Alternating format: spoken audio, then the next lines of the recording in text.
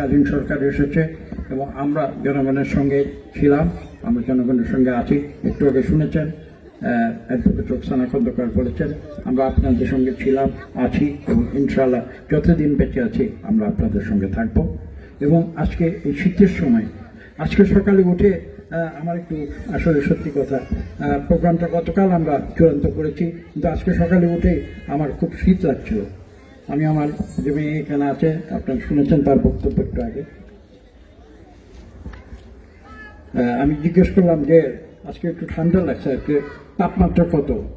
সে কোথায় কোথায় যেন চেক করে আমাকে বললো যে আজকে তাপমাত্রা 18 ডিগ্রি। এবং আসলে কিন্তু আজকে একটু শীত পড়েছে। ডিসেম্বর আমরা মাঝামাঝি সময়ের দিকে আসছি, শীত পড়বে এটাই প্রকৃতির নিয়ম। যখন শীত না পড়ে তখনই কিন্তু চিন্তার বিষয় রয়েছে। যে আজকে আপনারা জানেন পরিবেশ পরিস্থিতি সেটাও কিন্তু অনেক হুমকির সম্মুখীন হয়ে গেছে। কাজে আমাদের ভবিষ্যৎ প্রজন্মকে যদি আমরা চাই যে এই পৃথিবীর বুকে তারা সুস্বাস্থ্য নিয়ে তারা বেঁচে থাকবে, সুনাগরিক হয়ে বেঁচে থাকবে, তাহলে কিন্তু আমাদের পরিবেশের কথাও চিন্তা করতে হবে, যাতে আমরা পরিবেশ বিনষ্ট না করি। এই সব কিছু মিলিয়ে আজকে আমরা এখানে এসেছি এবং যাদের প্রাধান্যতায় আজকে আমরা এখানে যারা শীতার্থ মানুষ তাদের মধ্যে আমরা এই শীতবস্ত্র বিতরণ করব। যারা আজকে অনুদান দিয়েছেন আমি তাদের আন্তরিক ধন্যবাদ জানাই এবং বাবুকে ধন্যবাদ জানাই যে সে আজকে এ ধরনের একটি জনকল্যাণমূলক একটি অনুষ্ঠানের আয়োজন করেছে।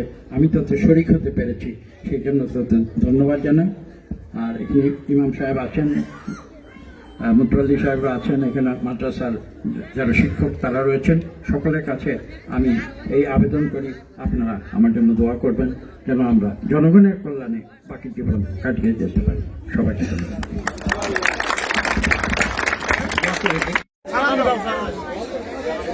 মাশাআল্লাহ।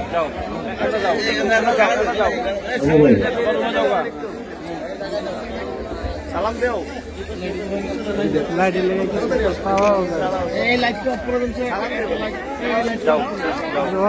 আরো পাইতো না, ওইদিকে তাকাও, ওইদিকে তাকাও। হ্যাঁ ঠিক আছে।